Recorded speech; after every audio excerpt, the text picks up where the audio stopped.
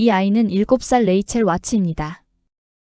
이 영상이 기록되기 불과 몇 시간 전 레이첼은 옷이 벗겨진 채 온몸에 멍이 들어 도로변을 혼자 배회하다 발견되었습니다. 오른쪽에 있는 여성은 레이첼의 엄마입니다. 경찰은 엄마에게 절대 감정을 드러내지 말라고 당부했습니다. 엄마가 동요하면 레이첼이 입을 닫아버릴 수 있고 경찰은 레이첼의 진술이 꼭 필요했기 때문입니다. Tell me what happened when Mel stopped the car. He took me out and then took me into the clearing in the wood. And did he say anything to you when you opened the lid up? He just said goodbye. 레이첼은 아무에게도 털어놓고 싶지 않은 비밀이라도 있는 듯 시선을 떨군 채 불안하게 다리를 까닥이고 있었습니다.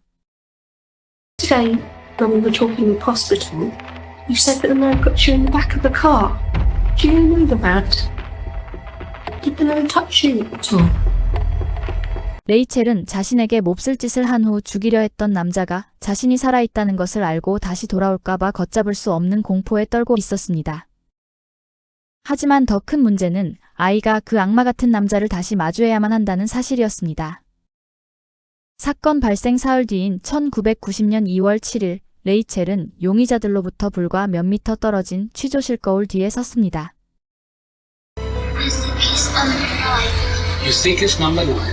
만약 그 순간 공포에 질린 레이첼이 떨리는 손가락으로 그를 지목하지 못했다면 남자는 유유히 경찰서를 걸어나가 또 다른 희생자를 찾아 어둠 속으로 사라졌을 것입니다.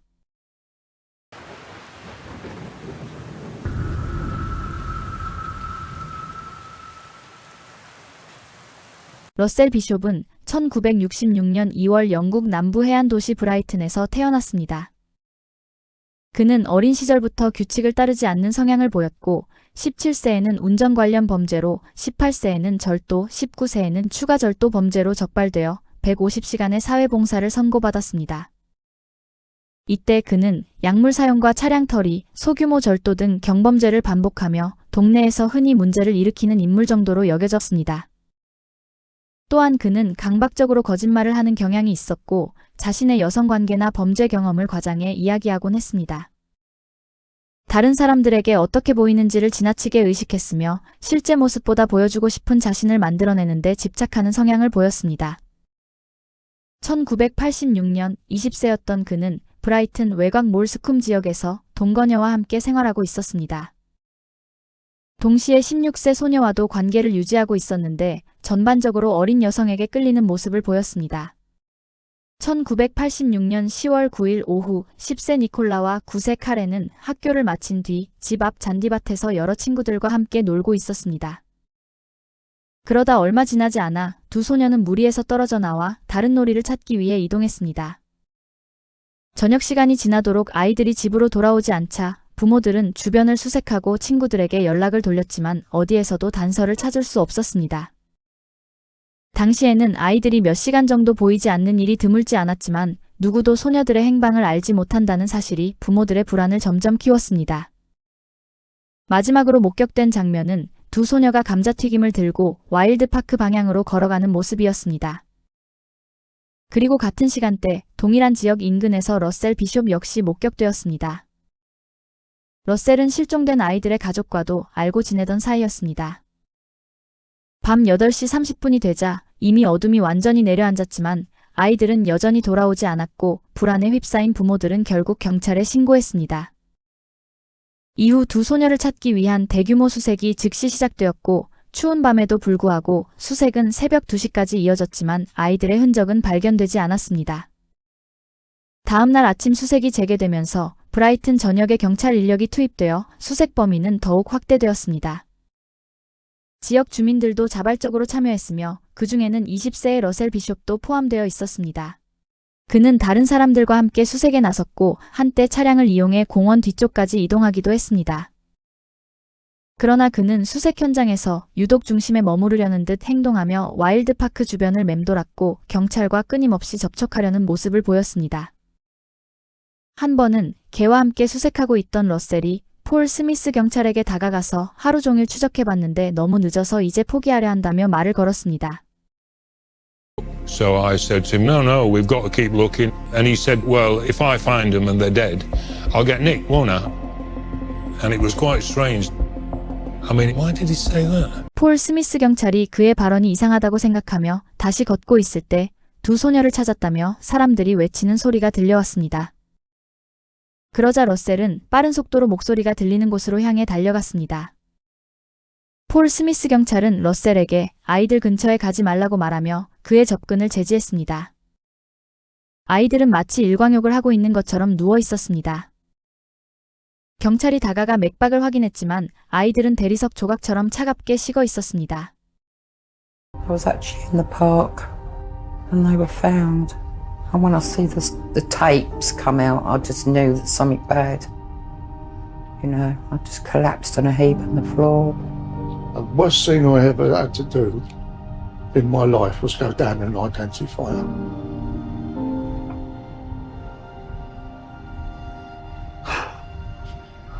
이 범죄는 지역 사회에 파멸적인 영향을 미쳤습니다. 모두가 자신의 아이를 걱정하며 공포에 떨었습니다. 형사들은 서섹스주 역사상 최대 규모의 살인 수사가 될 이번 사건을 위해 10,000명 이상의 사람들을 인터뷰했습니다. 그 과정에서 러셀의 이름이 계속해서 거론됐습니다. 러셀은 두 가족과 모두 아는 사이였기에 아이들도 그를 매우 잘 알고 있었습니다. 이는 그가 아이들을 숲으로 유인하는 것이 어렵지 않았음을 의미합니다. 게다가 한 증인은 사건 당일 러셀이 파란색 스웨셔츠를 입고 있는 것을 보았다고 진술했습니다. 그 묘사는 시신이 발견된 곳 근처 산책로에 버려진 파란색 스웨셔츠와 일치했으며 그 산책로는 그의 집으로 이어지는 길이었습니다. 파란색 스웨셔츠에서는 결정적인 법의학 증거가 발견되었습니다. 소녀들의 옷에서 나온 섬유와 시신이 발견된 장소에서만 존재하는 담쟁이 포자가 검출된 것입니다. 이는 니콜라와 카렌을 살해한 범인이 범행 당시 이 옷을 착용하고 있었음을 강하게 시사하는 증거였습니다. 이제 수사관들에게 남은 과제는 단 하나, 이 스웨셔츠와 러셀을 직접 연결하는 것이었습니다. 당시인 1986년에는 DNA 분석 기술이 아직 초기 단계에 머물러 있었지만 다른 법의학적 단서가 이를 보완했습니다. 그리고 분석한 결과 스웨셔츠에 묻어있던 붉은 얼룩은 혈흔이 아니라 특정한 종류의 페인트로 확인되었습니다. 그리고 그 페인트는 러셀이 친구의 차량 2대를 칠할 때 사용했던 것과 동일한 것이었습니다. 하지만 여전히 결정적인 확증이 필요했습니다. 러셀이 경찰서에서 조사를 받는 동안 형사들은 그 파란색 스웨셔츠를 들고 그의 집을 찾았습니다. 문을 연 사람은 그의 여자친구 제니였습니다.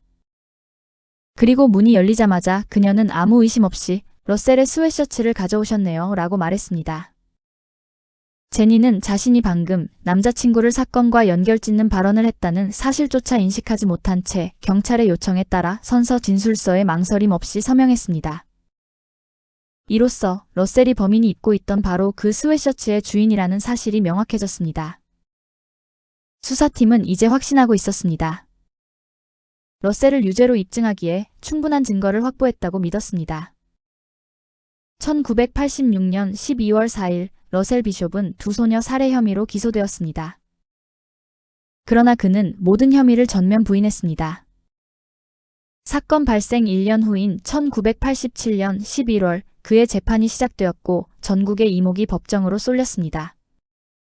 사람들은 아직 제대로 펼쳐보지도 못한 삶을 빼앗긴 어린 소녀들을 위해 반드시 정의가 실현되기를 바라고 있었고 검찰 역시 승소를 확신하고 있었습니다. 하지만 그들이 예상하지 못한 변수가 재판의 흐름을 완전히 뒤흔들게 됩니다. 러셀의 여자친구 제니가 증언대에 섰을 때 그녀의 말은 완전히 뒤바뀌었습니다. 경찰 조사에서는 해당 스웨셔츠가 러셀의 것이라고 분명히 진술해놓고도 법정에서는 러셀이 그런 옷을 가진 적이 없다고 부인한 것입니다. 더 나아가 그녀는 경찰이 강압적으로 진술서에 서명하게 했다고 주장했습니다. 검찰은 그녀가 남자친구를 보호하기 위해 위증하고 있다는 사실을 직감했지만 이를 입증할 방법은 없었습니다.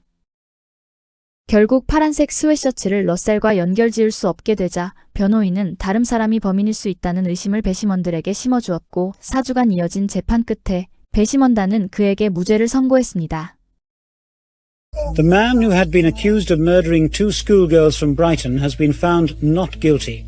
Not guilty, lads! Yay! 많은 이들이 그의 유죄를 확신하고 있었지만 그는 결국 자유의 몸이 되어 법정을 걸어 나왔습니다. 당시 영국 법에는 일사부재리 원칙이 적용되고 있었기 때문에 설령 이후에 결정적인 증거가 발견되더라도 러셀은 같은 사건으로 다시 재판을 받을 수 없었습니다. 한편 니콜라와 카렌의 부모는 이대로 사건을 끝낼 수 없다고 결심했습니다. 1989년 8월 19일 약 50명의 사람들이 브라이튼 와일드파크에 모여 재수사를 요구하는 행진을 벌였습니다. 그런데 이 시위에는 뜻밖의 인물이 참여하고 있었습니다. 바로 러셀 비숍이었습니다.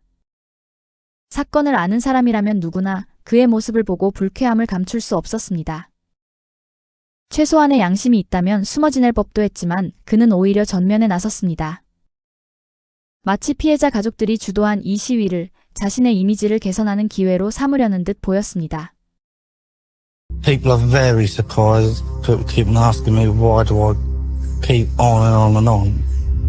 The fact is I want to see this case reopened. My name isn't cleared until someone else brought the justice to real person. 무죄 판결 이후 러셀은 타블로이드 신문 뉴스 오브 더 월드로부터 거액의 돈을 받고 자신을 사법 불의의 희생자라고 주장하는 기사를 실었습니다. 그 기사에서 그는 충격적인 주장을 내놓았습니다. 니콜라의 아버지 베리 펠로우즈를 유력한 용의자로 지목한 것입니다. 러셀은 경찰 조사 당시 용의자가 9명 있었고 베리 역시 그중 하나였다고 언급하며 아버지가 딸을 살해하는 일은 드물지 않다는 말까지 덧붙였습니다. 그러나 서섹스 경찰의 수사 결과 이 주장은 전혀 근거가 없는 것으로 밝혀졌습니다. 베리 펠로우즈는 완전히 결백했지만 이미 돌이킬 수 없는 피해를 입은 뒤였습니다. 그의 집에는 살인마, 여기서 떠나라와 같은 낙서가 남겨졌고 가족 전체가 극심한 고통에 시달려야 했습니다.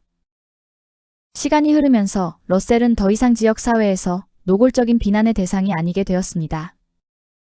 그리고 1990년 2월 2일 서섹스 경찰은 러셀에게 사건이 공식적으로 종결되었음을 알리는 서신을 보냈습니다. 이는 곧 살인범이 법망을 완전히 빠져나갔다는 의미이기도 했습니다. 그리고 그 편지를 받은 지 불과 이틀 뒤 7살 소녀 레이첼이 납치되었습니다. We're just going to talk about what we talked about yesterday at the hospital, okay? Carry on. Yeah. 1990년 2월 4일 오후 4시 무렵 아버지가 정원일을 하는 동안 레이첼은 밖에서 롤러스케이트를 타고 있었습니다. 그녀는 동네 사탕 가게에 다녀오라며 아버지가 쥐어준 1파운드를 들고 길을 나섰지만 이사 온 지 얼마 되지 않았던 탓에 그만 길을 잃고 말았습니다. What did you want to buy? Who did a plan? Trickster and mother. Did Daddy say anything to you? What's he said? Be careful. 그러다 우연히 차를 수리하고 있는 한 남성을 발견했습니다. 마침 레이첼의 아버지도 정비사였기에 그녀는 그 아저씨도 아버지와 같은 사람일 것이라 생각하고 다가가 길을 물었습니다. 하지만 남자는 한마디 말도 없이 레이첼을 낚아채 차 트렁크에 던져 넣었고 차는 급히 현장을 빠져나갔습니다. 레이첼은 공포에 질렸지만 정신만은 똑똑히 차리고 있었습니다. 트렁크 안에 있던 망치로 트렁크 뚜껑을 세게 두드리며 풀어달라고 소리쳤지만 남자는 조용히 있지 않으면 죽여버리겠다며 섬뜩한 경고를 날렸습니다. 그 순간 레이첼은 신고 있던 롤러스케이트의 끈을 풀기 시작했습니다. 나중에 남자가 트렁크를 열었을 때 스케이트를 벗고 있어야만 더 빨리, 더 잘 도망칠 수 있다는 사실을 본능적으로 깨달았기 때문입니다. 조사실에 엄마와 함께 앉아있던 레이첼은 차 뒷좌석에서 무슨 일이 있었는지에 대해서는 아무 말도 하지 않았고 수사관들은 아이가 기억하지 못하는 것이라고 생각했습니다. Tell me what happened when Mel stopped the car. They took me out and then took me into the clearing in the wood. And did he carry you straight to the clearing? Or did he take you somewhere else first? Or did he put you somewhere else first? They just came straight to the clearing.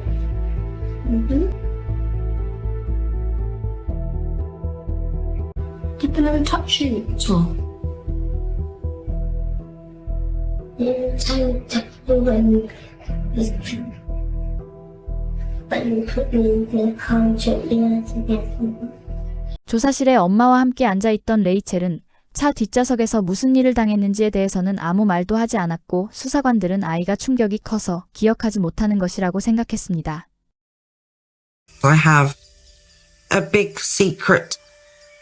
It's been in my head for the last 30 odd years. Everybody believed that he strangled me before he sexually assaulted me. I do know the reason why I didn't talk to my parents and tell them about it earlier was because I was ashamed. He took me out and threw me on the back seat. He told me to take off all my clothes, and I just complied. I was conscious when he sexually assaulted me. 남자는 몹쓸 짓을 한 후 이내 레이첼의 목을 조르기 시작했습니다. 숨을 쉴 수 없었던 그녀는 아무 말도 하지 못한 채 곧 의식을 잃었습니다. 그는 레이첼이 죽었다고 확신했고 그녀를 숲속으로 옮겨 유기했지만 잠시 후 레이첼은 기적처럼 의식을 되찾았습니다. 몸을 제대로 가눌 수조차 없는 상태에서 그녀는 덤불 속을 더듬으며 빠져나오려 했습니다. 그러나 극심한 어지럼증 때문에 몇 걸음도 가지 못하고 계속해서 쓰러졌습니다. 그때 어둠 속에서 자동차 전조등 불빛이 희미하게 보였습니다. 레이첼은 그 빛을 향해 가지 않으면 그대로 얼어 죽을 수도 있다는 사실을 직감했습니다. 비틀거리며 가까스로 빛을 향해 나아가던 끝에 마침내 사람의 형체가 보였습니다. 그들은 지나가던 젊은 커플이었고 그녀에게 담요를 건네며 도움의 손길을 내밀었습니다. 병원으로 옮겨진 뒤 레이첼은 어머니와 다시 만났습니다. 그 순간 어린 그녀가 가장 걱정했던 것은 다름 아닌 새로 산 점퍼를 잃어버린 일이었습니다. 엄마가 화를 낼까봐 두려웠던 것입니다. 날이 밝자마자 100명 이상의 경찰이 투입되어 대대적인 수색이 시작되었습니다. 이는 와일드파크 살인 사건 이후 서섹스 경찰 역사상 가장 집중적인 수색 작전이었습니다. 레이첼의 상세한 진술은 수사에 결정적인 단서를 제공했습니다. 경찰은 콧수염을 기른 백인 남성과 빨간색 차량이라는 구체적인 특징을 토대로 용의자를 좁혀 나갔습니다. 그리고 곧 익숙한 이름이 수면 위로 떠올랐습니다. 러셀 비숍이 바로 그날 밤 빨간 차를 몰고 있었다는 증언이 확보된 것입니다. 경찰이 그의 집으로 향했을 때 그는 자신의 차량을 닫고 있었습니다. 차량 트렁크 안에서는 레이첼이 진술한 망치가 발견되었고 트렁크 뚜껑 안쪽에서는 찍힌 자국들이 확인되었습니다. 또한 레이첼이 입고 있던 옷과 일치하는 섬유 흔적이 검출되었습니다. 더 나아가 혈흔과 체액까지 발견되면서 레이첼과 러셀 사이의 연결고리는 명백해졌고 러셀은 즉시 체포되었습니다. 경찰은 그가 또다시 법망을 빠져나가지 못하도록 레이첼에게 용의자 식별을 요청했습니다. And I'm going to ask you in a moment to look through the window at the line of men who are sitting there. I shall then ask you whether the person whom you saw on that day is here. You think it's number 9? 그리고 레이첼이 지목한 인물은 역시 러셀이었습니다. 1990년 12월 13일 러셀 비숍은 납치, 성폭행 및 살인 미수 혐의로 유죄 판결을 받았습니다. 판사는 그에게 살인 미수에 대해 종신형을, 납치와 성폭행 혐의에 대해 각각 징역 10년을 선고했습니다. 마침내 정의가 실현된 듯 보였지만 법정 안에는 환호도 안도도 없었습니다. 브라이튼의 많은 사람들은 그가 이미 1986년 카렌과 니콜라를 살해했다고 믿고 있었기 때문입니다. 사람들은 레이첼을 위한 정의는 이루어졌지만 카렌과 니콜라를 위한 정의는 아니라고 말했습니다. 그렇게 10년이 넘는 시간이 흐른 뒤 14년간 수감되어 있던 러셀 비숍의 가석방 심사가 시작되었다는 소식이 22살이 된 레이첼 귀에 전해졌습니다. 종신형이 곧 평생 복역을 의미한다고 믿고 있던 레이첼에게 그 소식은 공포 그 자체였습니다. 그녀는 그가 다시 자신을 찾아와 해칠 것이라 확신했고 결국 집 밖으로 나가지 못하는 광장공포증을 겪게 되었습니다. 다행히 그의 가석방 신청은 번번이 거절되었고 2005년 사건은 새로운 전환점을 맞이하게 됩니다. 800년간 유지되어 온 일사부재리 원칙이 폐지되면서 새로운 증거가 있을 경우 동일한 범죄에 대해서도 재심이 가능해졌습니다. 이는 곧 1986년 살인사건으로 러셀을 다시 법정에 세울 수 있다는 의미였습니다. 하지만 그가 가석방으로 풀려나기 전에 결정적인 증거를 확보해야 했습니다. 재수사가 시작되었지만 새로운 증거를 찾는 일은 쉽지 않았습니다. 그러던 2013년 마침내 사건의 돌파구가 마련됩니다. 당시 법의학자들이 소녀들의 팔에서 채취해 밀봉해 두었던 테이핑 시료가 다시 주목받게 된 것입니다. 1986년 당시에는 DNA 분석 기술이 충분하지 않았지만 기술이 비약적으로 발전한 2013년에는 이 시료를 정밀하게 분석할 수 있었습니다. 그 결과 러셀의 DNA가 검출되었고 이는 피해자와 가해자가 직접 접촉했음을 의미하는 결정적인 증거였습니다. 한편 사건 당시 발견된 파란색 스웨셔츠 역시 다시 분석되었습니다. 소매 끝에 찢어진 부분 안쪽에서 러셀의 DNA가 검출되었지만 이 증거는 보관 과정에서의 오염 가능성을 완전히 배제할 수 없다는 문제가 있었습니다. 2016년 5월 러셀은 감방에서 불려나왔고 그는 가석방이 이루어질 것이라 믿었지만 조사 이후 다시 체포되어 재판을 기다리는 신세가 되었습니다. 그리고 2018년 10월 16일 카렌과 니콜라 살인 사건에 대한 재심이 시작되었고 그는 여전히 혐의를 부인했습니다. That's what happened to Nicola. I've got no comment. I've got nothing to say. I'm not responsible for this. I had nothing to do with it. I mean, it's some fucking stuff genied up 30 years later. This case has nothing to do with me. Nothing to do with me whatsoever.